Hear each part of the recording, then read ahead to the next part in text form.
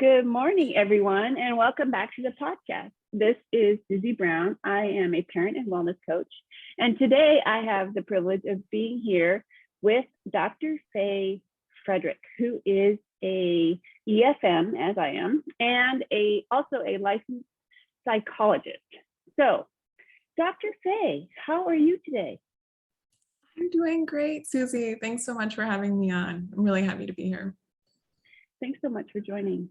Why don't we start with a little bit of your background? How did you come to be a trailing spouse, like so many of us, and a bit about your background?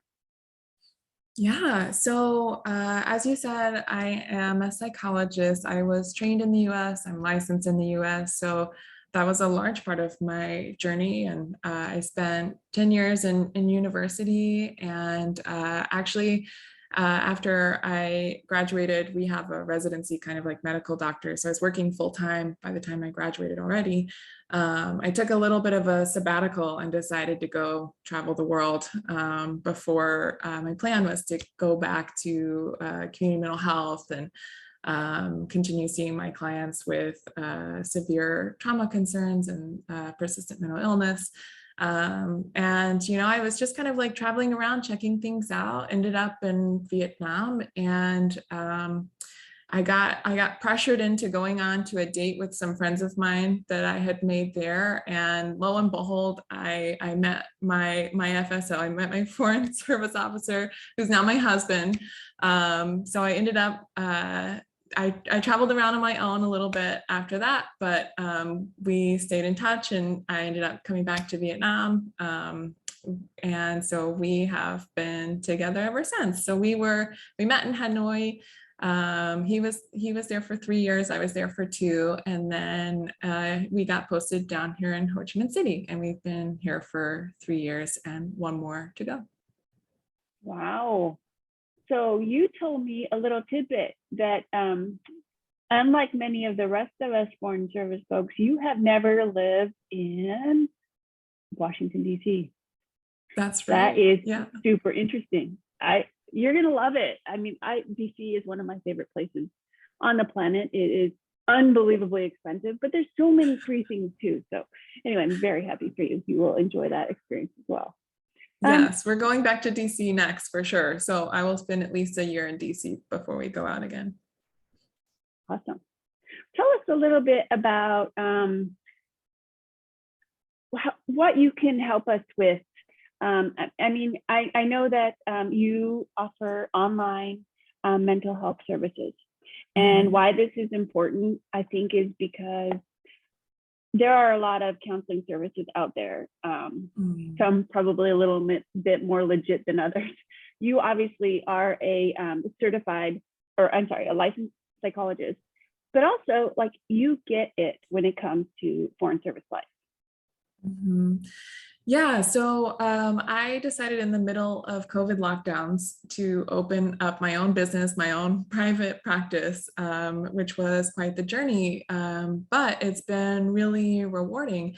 Obviously, I have a passion for mental health. That's my job. It's my vocation. I opened up this private practice, and I only see U.S. Foreign Service Officers and EFMs. I only work with adults.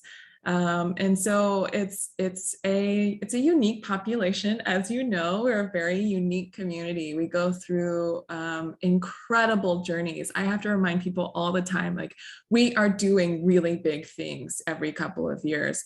We are moving houses, we're moving, kids' schools, new languages, new countries, all of these things. We're making adjustments that people usually don't have to make, right? Like people are a little bit more transitional than they used to be in the past, where you grow up in one town and stay there forever. However, we just have so many more transitions than the average person. And we also have our own incredible alphabet soup of acronyms. And so I think probably one of the best services I provide for my clients is just understanding things like HHE and, PCS and, pack out and all of these RSO and, just the things that we were talking earlier and you mentioned the yellow couch, right? Like I know what the yellow couch is, and I think being able to shortcut some of those things helps me to be available for my clients' concerns and to understand their context so that we can do the work rather than having my clients work to explain what this life is like to me. And I think that, you know, my main task and goal for my clients is, of course, helping them take care of their mental health, but also helping to remind people that they're not alone, that there are people who understand their experience, and to really help people rebuild that sense of community where they are in the moment, their global community, the network of people that care about them all over the world, and to, in a lot of ways, just reconnect with themselves to better understand what's going on for them, how they got here, and really where they're going. So mental health is a lot more than just depression and anxiety and trauma, right? It's part of our everyday lives. Oh, I love that. That is so key. And you know, as this is something else we were talking about, the big purple blob, like our goal was to help people understand that they are not alone in their situation and circumstances. And I think that community aspect, just to know that you are not the only one struggling with this, whatever this is so important. But more so, I like how you're saying that mental health is like an everyday thing. It's not just when those big, you know, bodacious things happen. It is hard to move. It is hard to, again, build a new career, as we have to, you know, FSOs have to do this, as do EFMs.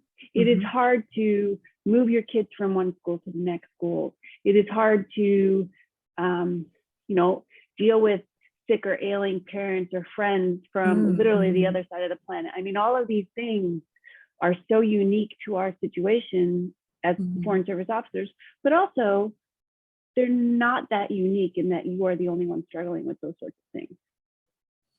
Yeah, for sure. It is just so difficult, you know, to move through these spaces continuously. And I think the more support we can have there, the better off we'll all be. I like to say, I would love for therapy to become a more preventative practice, you know, like you go to see the dentist regularly before your teeth start hurting, right? Like I love it when people come to me with kind of like vague questions or even existential questions, like, what am I doing here? Or like, I don't understand why I'm so stressed. I know why I'm stressed and I just can't fix it.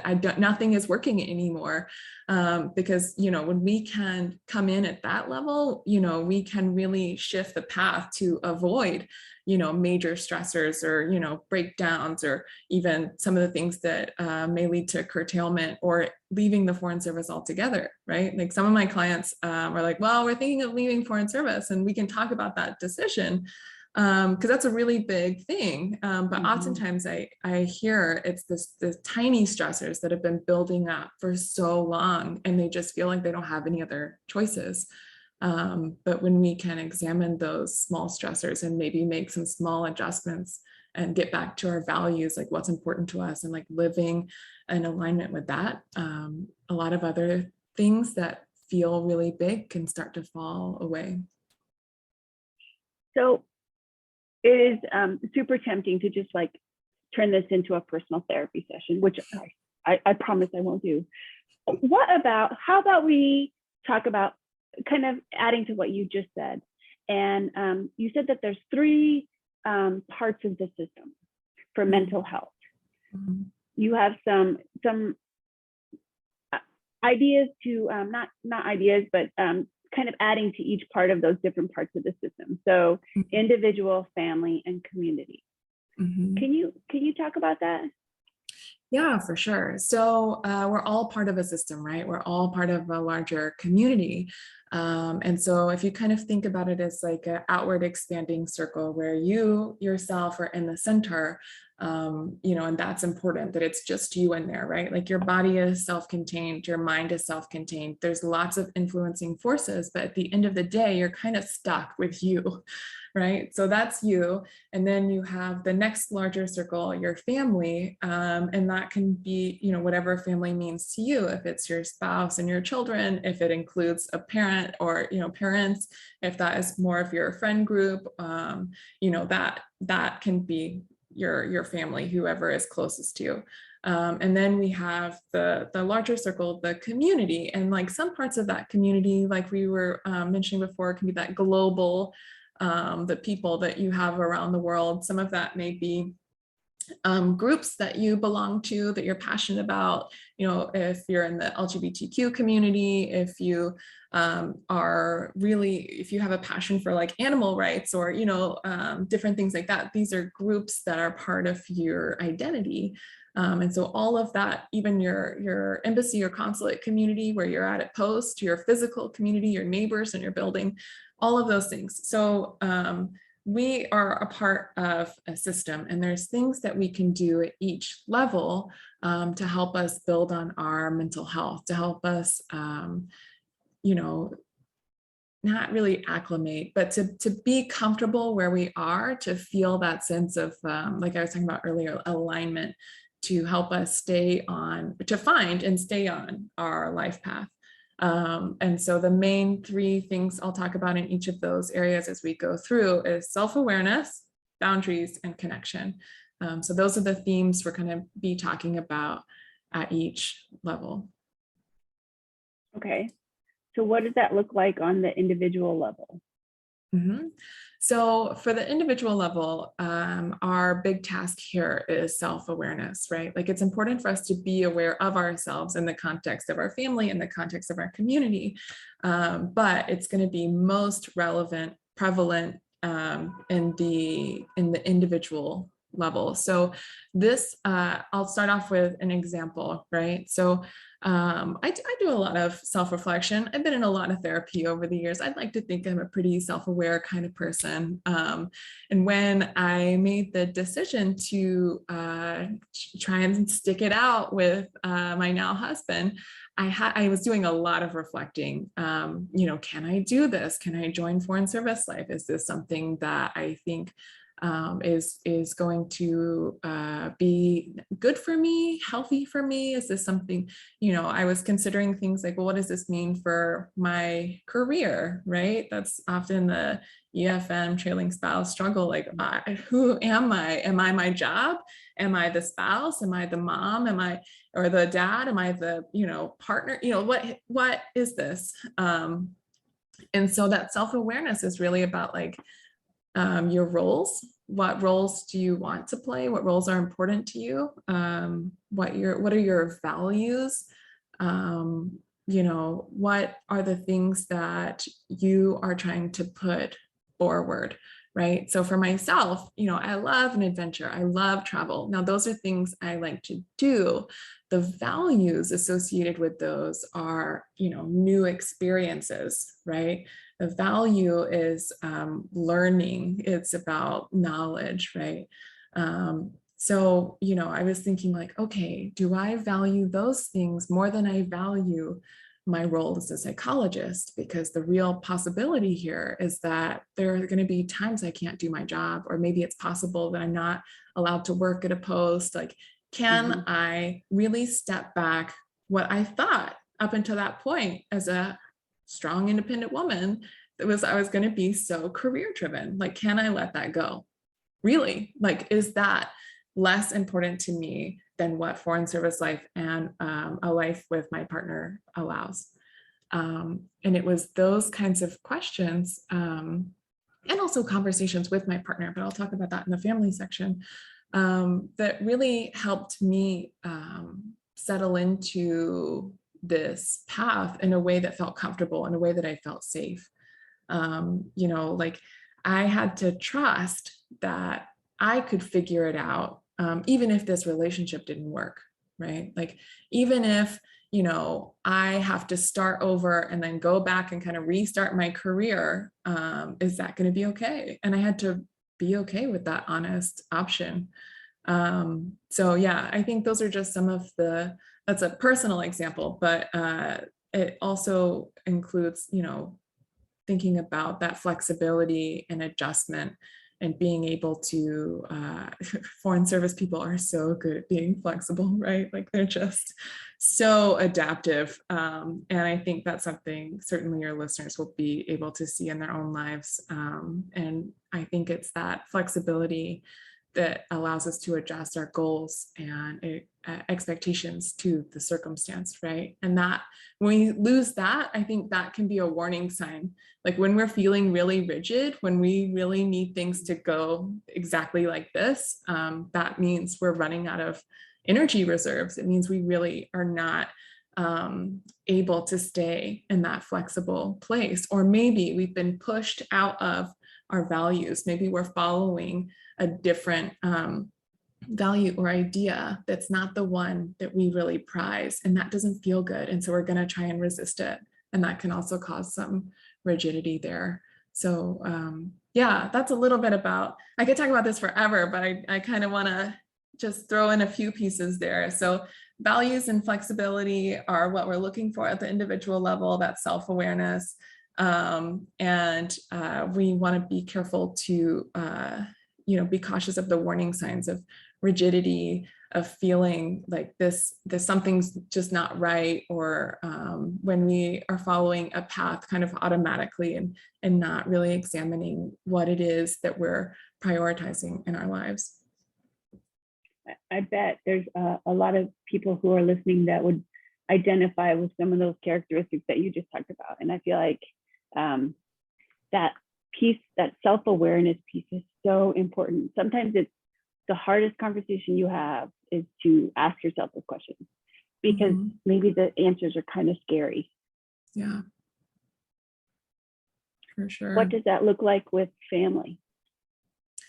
So the family level, I think that to kind of jump on the last example and add in that piece, I had some really explicit conversations with my partner at the time to say like, hey, heads up, I really need to know that I'm going to be safe to have that financial security as I'm getting set up. I was working in the local economy for a few years here before we got married. And, I was like, the local economy does not provide the same kind of salary that what I would make in the US. Like, are you okay with really holding the financial responsibility in this relationship? Maybe for a long time, maybe forever. Like, can we be okay with that, right? At the family level, does that work out on the finance side, right? Like it's important to explicitly talk about those kinds of things. And, I think that these family conversations come up all the time, especially around bidding, right? Like which post is going to work for the family. There's a lot of research that goes into that, like which schools, which place has schools that are going to work for our child or children, like which post has employment opportunities for the spouse, and like which post helps us, this would be my question, which post helps us live best according to our values, like of the things that we prioritize as a family, as a group, like which post allows us to do that. And for some people it might be being closer to a particular place, right? If your community or parents or friends are in a certain country or place, maybe you want to be closer, maybe you want to be in a certain time zone so that the calls are not so difficult. We're 12, 13 hours ahead, depending on the time of year in Vietnam here. And that really puts a stress on my friendships because I can only talk to them. I have to stay up late or wake up early to talk to folks a lot of the times. And so thinking about those kinds of things, thinking about what is important to you all as a family, as a couple, and then as individuals as well, right? So then it kind of like goes back in, and then, it's kind of constantly moving through that circle that we're talking about. So that's, one piece there. That's the self-awareness and the talking there. That's the boundary setting and asking for what you need. So one thing I'd really encourage couples, families to do is to have lots of explicit conversations. These are incredible for children. It models how to have these conversations. It models healthy relationships for them. Setting boundaries keeps the individual safe. It can help maintain the relationship and keep the relationship healthy, because each person are getting their needs met and they're asking for what they need explicitly. All of those things are awesome and healthy and helpful in the long run. I would say some warning signs here is that if you're, one thing I see a lot in foreign service life, because it can be so isolating, is that if your partner becomes your sole support, that's a red flag. Like if it's just you and your partner, if they're your best friend and your confidant, and they do all of the workshops and classes with you, all your hobbies are shared, you work out together, you only go out to dinner with them. It sounds kind of nice maybe for some people, but it's actually, that's a lot of pressure to put on one person for them to be your sole support. And it can happen. It can happen easily. It happens slowly over time in these small ways. It just gets harder and harder to reach out to friends. It's exhausting to make new friends. It's really difficult to make friends as you age, right? Like we just kind of lose that skill set. We're just not as interested in doing it. But it's so important to maintain those connections, that community, because otherwise you're putting unnecessary stress on your relationship. So I would say that's the biggest red flags I see in families, but also, the rigidity, the automatic, moving in those automatic ways, not having these conversations, avoiding these conversations because they're hard, because you're tired. It's a very slippery slope to fall into, because you'll end up in just far left field. Those are the behaviors that can get you off track, and you just kind of like wake up one day and be like, how did we get here? Mm-hmm. Yeah, no, those conversations are really challenging, but so necessary. Yeah, and this is something that we've talked about on the blog, on other podcasts, that that making friends as adults is so important, but it is also really hard. And every time you move, you have to start over again. And it can be really easy to fall onto either, as you say, just your spouse, or to connect only with people virtually, which certainly is another connection, sure, but it doesn't have the same sort of quality that you would have with a friend that you can talk to in person. Yeah, absolutely. And I think, this problem is not exclusive to foreign service. It's also huge in the expat community. And I mean, generally just the world. We are very lonely. 1 in 4 adults reports being lonely most or all of the time. That's world over, that's across cultures. And that is incredible, in the bad incredible, right? Like there are a lot of really lonely people out there. And loneliness, just really impacts our health. It's actually, maybe some of the listeners have heard this research, it's quoted quite a lot these days. Loneliness is as bad for you as smoking 15 cigarettes a day. Oh, wow. Yeah. So the same, so loneliness puts so much stress on your body, just like we were talking about. Like if your partner is your sole support, the stress that puts on that relationship. If you're lonely and trying to figure things out on your own, because like as humans, we're not meant to do that. We are social creatures. You're just really stressing out your system and your resources. And turns out stress is bad for you. It can, not just cause like high blood pressure, but it really can lead to heart problems, chronic pain, not to mention, there's reproductive issues and of course, like mental health concerns, right? So it impacts every single part of your body. And so connecting to that community in our physical lives, in our virtual lives. All of those things are really important. And so that's the third level of the system, right? Community. And I totally agree with the blob, that it's important to physically connect with the people who are proximal to you. It's important to have that. And also to maintain those long-term connections. My best friend and I met in high school, and he's irreplaceable. I cannot find another best friend like that because he lived through high school with me. He knows my parents, like he's seen them. He's been in my house with my parents. We grew up together. And so for me, it's a really big priority and value to maintain those relationships too. So they hold a different place in the system. They're a different type of support. So, one of the main things with community, this reconnection or connection, reconnection, depends. Like sometimes we kind of stray and then we come back, right? Is that we do it intentionally, that we, I think that, again, that community is a value of mine, but with humans being social creatures, the research says relationships are where we have the most meaning in our lives.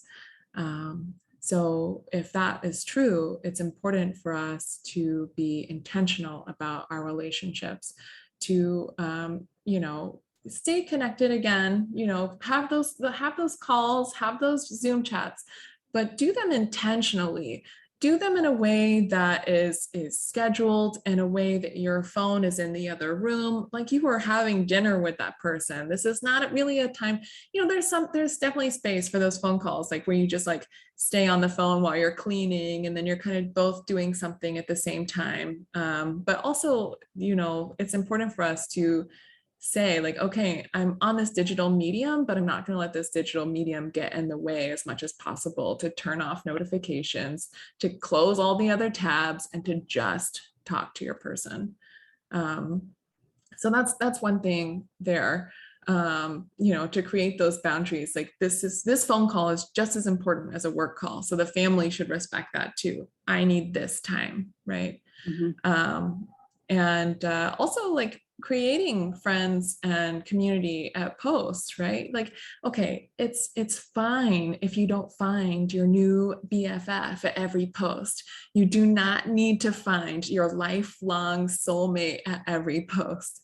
But that doesn't have to be the goal either, right? We can acknowledge that this community is fluid, but it is what you have right now.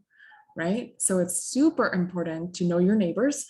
That was not a lesson I learned growing up. My family was very kind of like, I didn't even know my neighbors' names or anything. But there is so much power in having community with your neighbors. I'll throw in an example here.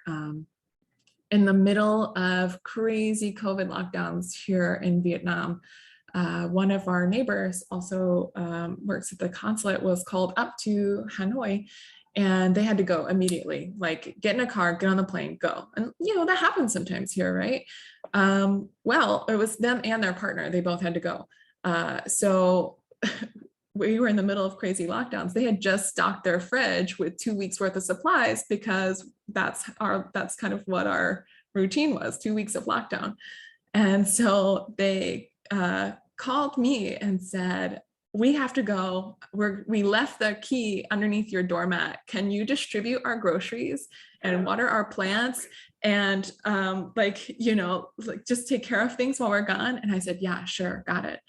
And because we already had that relationship with them, that they knew that they could depend on us in the moment of need. And I don't need to be their best friend to do that for them. I think probably most people, in foreign service life would be willing to, and I've seen it. They step in all the time in really big ways. But, we just had that relationship developed already, that we didn't have to think about, who do I ask? It was like, oh, these are our people in the building. When I need something, these are the people that we ask. And so that's like one part of the community. And then I got on the building group chat to be like, hey, so-and-so had to leave and I have to redistribute their groceries and they won't fit in my fridge because I just stocked up for 2 weeks too. Help me. And so then we had this other community, right, of like getting groceries where they could be used so that's not wasteful. And so it's those kinds of things that we can make these explicit arrangements. I talk to people a lot about how important it is to have like emergency caregivers, right? Like, is there another family that's close to you that can take your kids if you need to take one kid to the hospital, right? Do you have that in place? If not, you need to do it. Because like that is some, we want to be, we think we're prepared for emergencies, but we get really anxious about asking for things like this.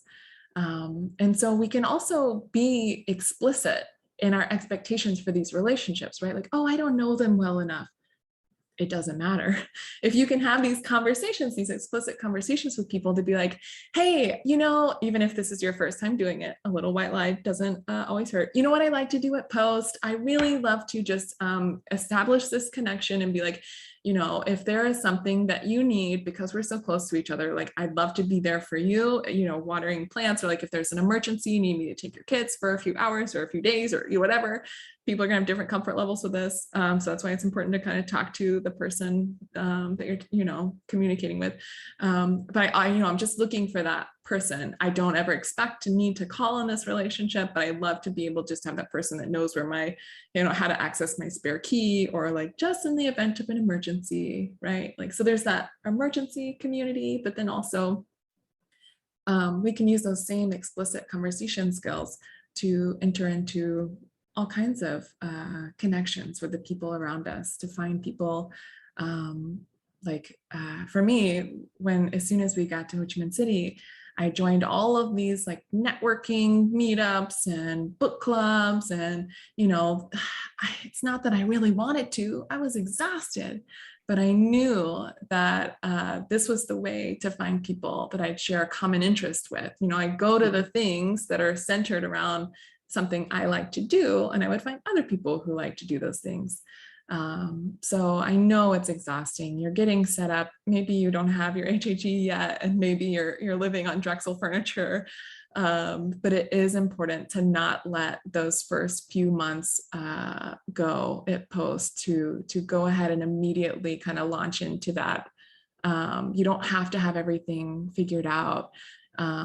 Just to start connecting, and it's okay that you may only know these people for a few years, but these are the people you've got for a few years, and you can find some really meaningful and wonderful relationships and interactions during that time.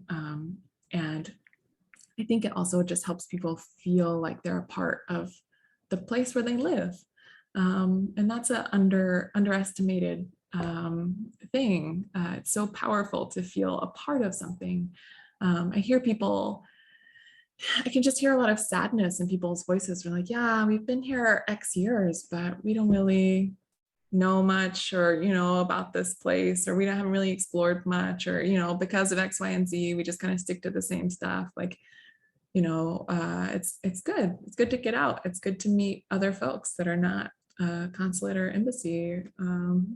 So yeah, it's just like expanding your definition of what's possible for your community and putting in some work, because it is work, not gonna lie about that. But if you get in that practice, it is a lot more sustainable, maintainable. It is so important to take those steps to create that community. You are so correct. That's one of the things also that we talk about on the blog, and it can feel so awkward to go to those sorts of, the club coffee or the international group coffee or whatever, and you feel like I am the only one here that doesn't know anybody. But 100% you are not the only one there that doesn't know anybody. But two, like those uncomfortable situations are amazing ways to make connections. And you might meet your friend for that post or whatever. Like, it's just so important to meet those people. Although I really love people and I consider myself to be an extrovert, I'm also kind of shy. So I don't like to go to those sorts of places, and I was feel really awkward and gosh, what am I going to talk to people about? And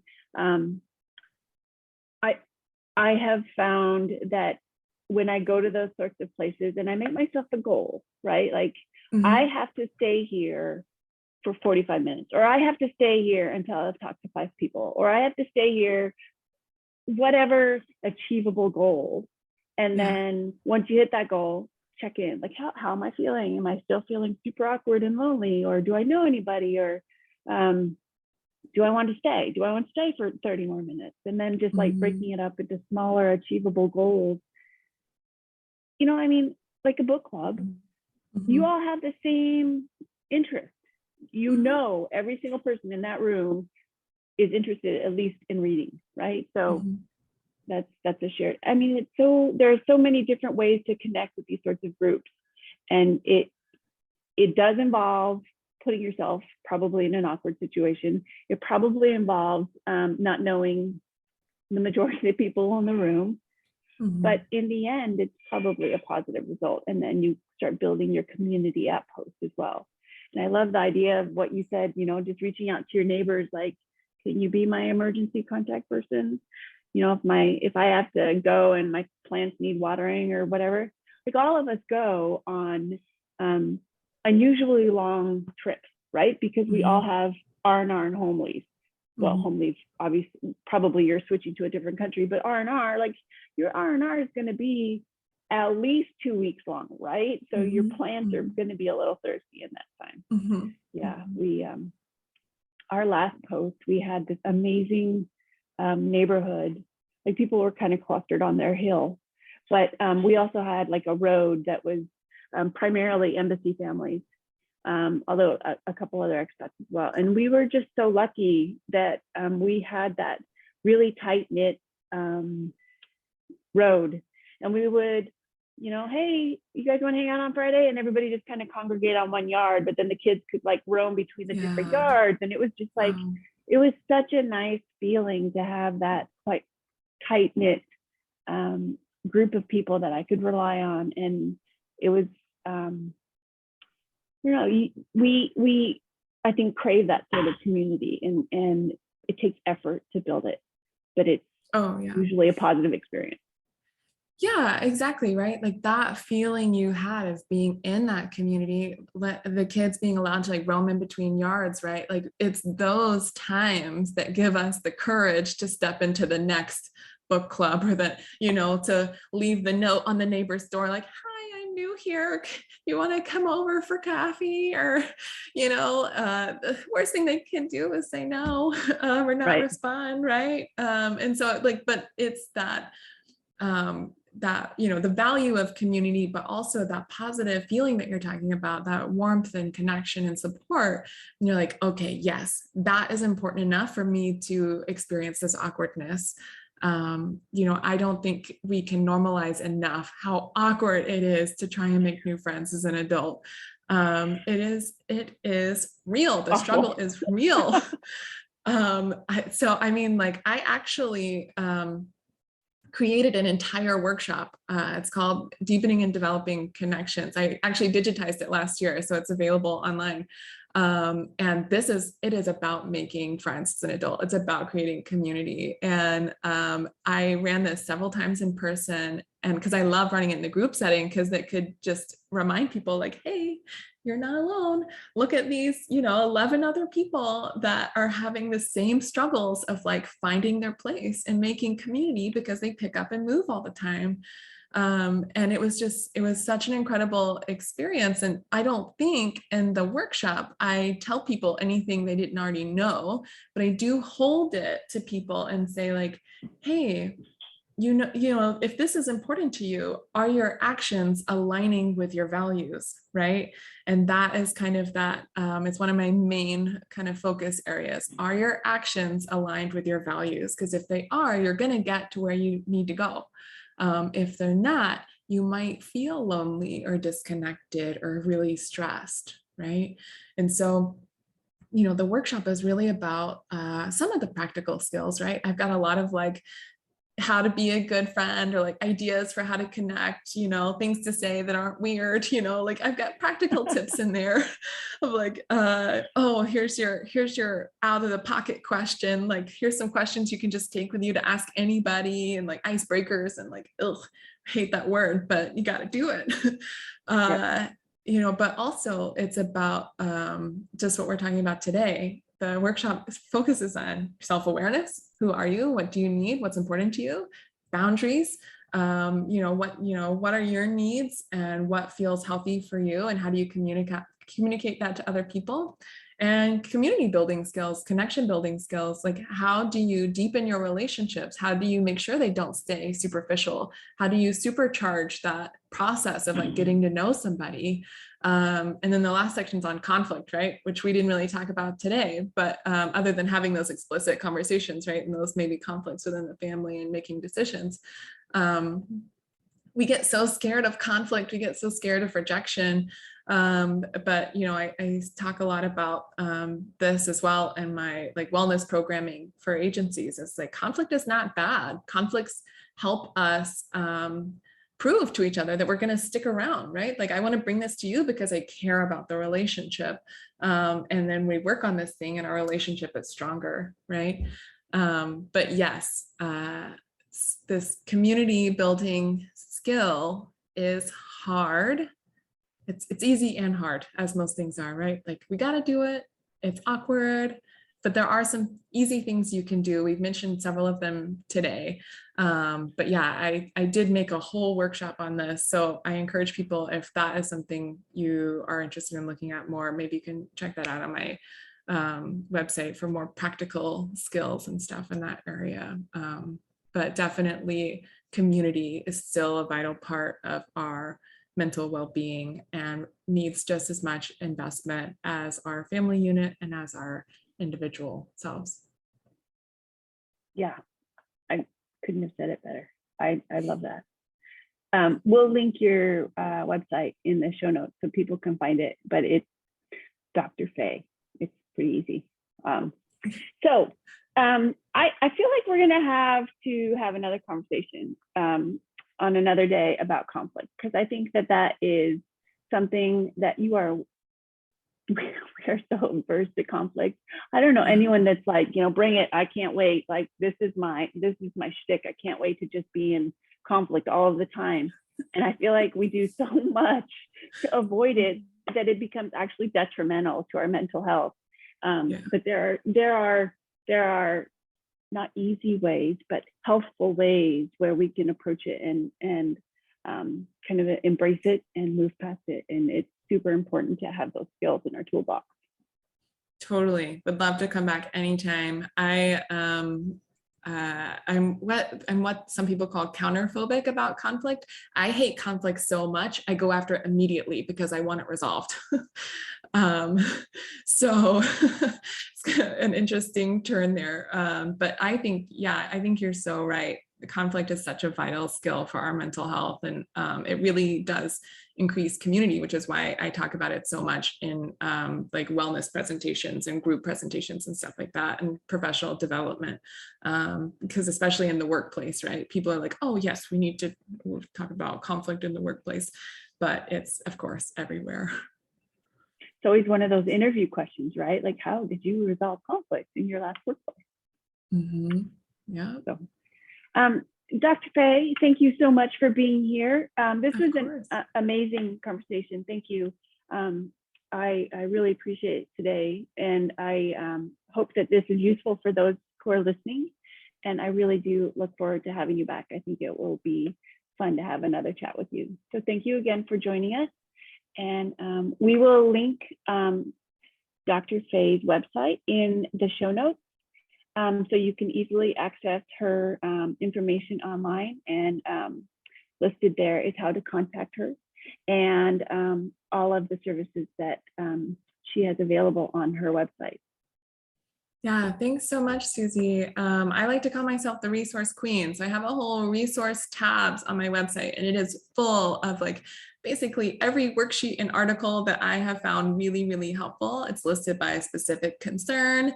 And it's listed by like particular like marginalized groups, like particular services for the LGBTQ community, people of color. So that is free for everyone to use and access at any time. I've got some blogs with some ideas and, you know, things to think about for things like, you know, Christmas or holiday season, or, you know, just anything I am talking about a lot. I try to include resources on my website because I would just love for people to access those. If I, you know, that's part of why I'm here today. Like if what I can say to people can be helpful, I would love for them to have it. So yeah, there's a lot of stuff on there that I think is helpful, and it's available, right? Help is out there on the internet, help is out there in the form of qualified mental health professionals. I have a guide in there, like how to find a therapist, because that's a question I get a lot. So how to find someone that's well qualified and can understand you. So all of that is in there. I really loved being here today, and look forward to talking again. Thank you again. Thanks everyone for listening. See you next week.